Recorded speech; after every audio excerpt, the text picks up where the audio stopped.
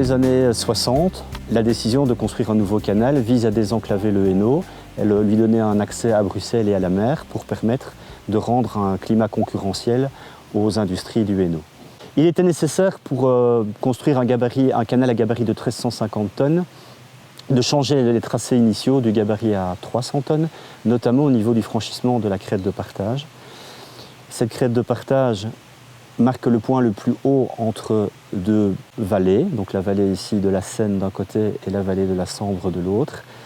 Et il fallait trouver un chemin pour franchir cette crête, et différentes solutions techniques étaient envisageables, soit une série d'écluses, soit un plan incliné, soit un ascenseur à bateau. Ce qui a gouverné le choix était de permettre de limiter la consommation d'eau des ouvrages, mais également de limiter au maximum le temps d'attente et de manœuvre pour les éclusiers. C'est le plan incliné qui a été retenu de cette comparaison parce qu'il permettait de mieux s'adapter à la topographie du site.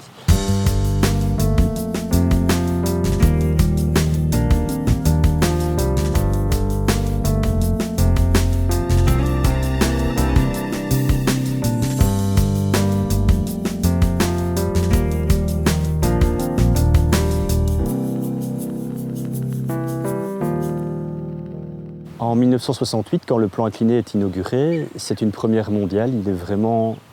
C'est un ouvrage remarquable que le monde entier nous envie. Il est magnifique, utilise de nouvelles technologies, c'est des prouesses en termes de génie civil et il sert notamment à développer les techniques. Et il est vraiment un modèle.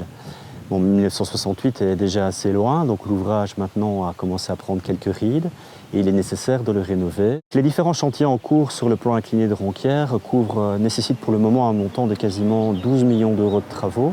Ils visent à la fois des réfections de béton, ils visent le renforcement des structures des trémies et le remplacement de leurs appuis, et également des travaux de peinture sur les différentes structures métalliques.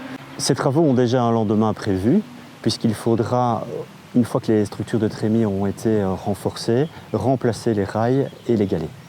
Donc l'année dernière, le plan incliné de Ronquières a permis le franchissement de 2 millions de tonnes de marchandises et il a récupéré le volume de trafic, de tonnage qui avait lieu avant la disparition de la sidérurgie.